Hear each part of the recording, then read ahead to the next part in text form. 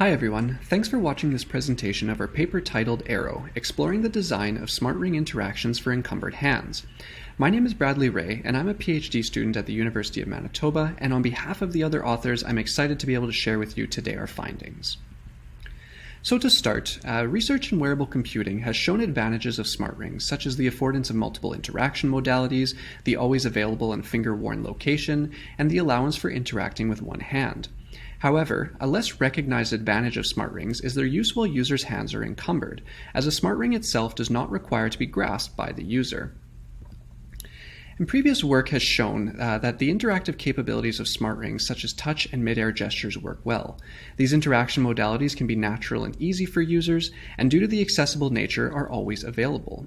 As well, other works have provided many usage scenarios of smart rings, such as while mobile or active, or for tasks such as text entry. However, as you can see in the Sankey diagram at the top, few works that explore smart rings have focused on encumbrance. Of the ones that do, they have mainly focused on in-vehicle interactions that are effective while holding the steering wheel. Yet, encumbrance is something that occurs throughout our daily lives across a range of tasks and grasp types. As interaction while hands are encumbered is a key benefit of smart rings, we note that a broader understanding of encumbered smart ring interaction is underexplored, and the impact of this encumbered use is relatively unknown. As such, this is the focus of our paper. So in this work, we aim to unveil how people wish to interact and how effectively they can interact with a smart ring while holding different objects. We explore two research questions. Firstly, how do grasp types constrain finger movement and influence proposed smart ring interactions?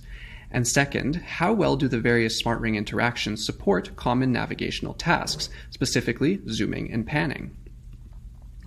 To answer these questions, we first developed ARO, a smart ring embedded with common sensors, enabling the thumb to interact with the ring's touch capacitive surface, or by gesturing with the index finger to perform an action. We identified that the proximal phalanx of the index finger is the most effective location for use, as this location does not alter the grasp of an object being held. We then conducted an elicitation study while users were wearing ARO and grasping different objects, utilizing the common grasp types found throughout our daily lives.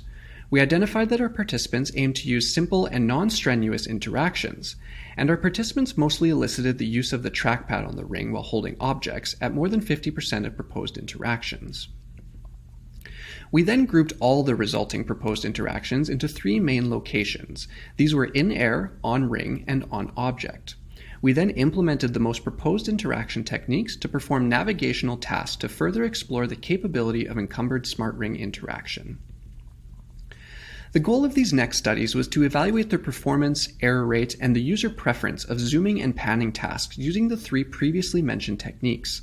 For the zooming task, we required participants to reach a targeted donut shape through circular motions.